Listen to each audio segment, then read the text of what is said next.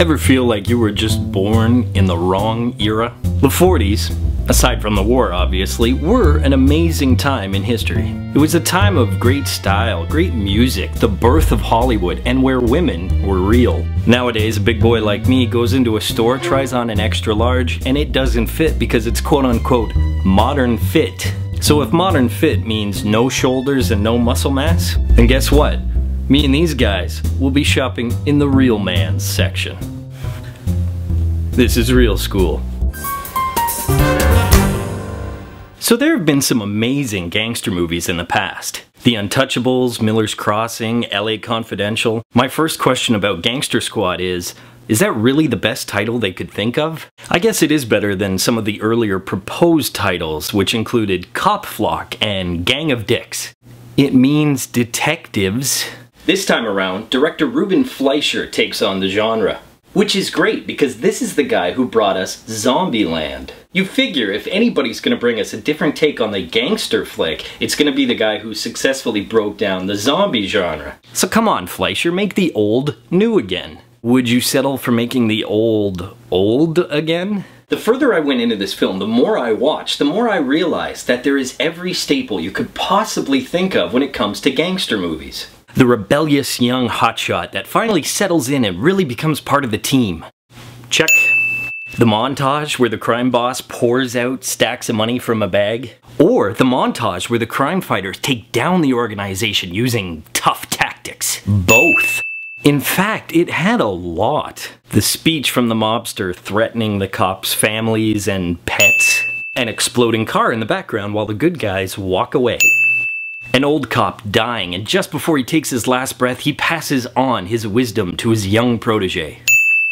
Is there a handbook on this stuff? It was too bad because I know Fleischer is more creative than this. If he wanted to, he could have reinvented the gangster genre. Instead, it was the same old thing, and it wasn't as much fun to watch. My biggest issue with this film is that it rushed everything. There was no build-up whatsoever, and as a result, you really didn't care or were invested in any of the characters.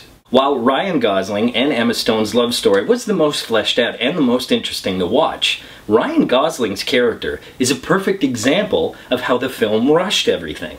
Within seconds, he starts off nonchalant. Some kid he's met twice gets shot in a crossfire, they cut to Gosling crying, and all of a sudden, he's on board. And we're supposed to believe that his character has completely changed. What's the rush? You're not making a film for YouTube. There were some great comedic moments in this movie, but it created even more of an issue when in contrast with other scenes. I've already talked about the quick pace that Gangster Squad edited for the ADHD crowd. If you coupled that with the comedy, it could have been a pretty fun action flick. Instead, there were these scenes interjected that tried to be overly dramatic and poignant. He was going for noir, but noir didn't fit.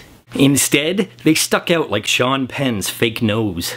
In fact, Penn's character Mickey Cohen was the perfect embodiment of this. At times, he was dark, serious, and just enough over the top that he was a really fun villain to watch. Other times he's screaming, "Here comes Santa Claus," holding a Tommy gun. Now there were aspects of the film that were the most consistent and therefore the best parts to watch. Robert Patrick playing an old school cowboy in a post-war world was a lot of fun to watch, and he's a great character actor. Seriously, can you think of anything cooler than the T-1000 being an old west gunslinger? But the best part had to be how beautiful this film was to watch. The production designer and the costume crew really recreated 40s LA impeccably. The location designer, the cinematographer, and Fleischer himself did an amazing job at utilizing the old school scenery and architecture that still exists in LA.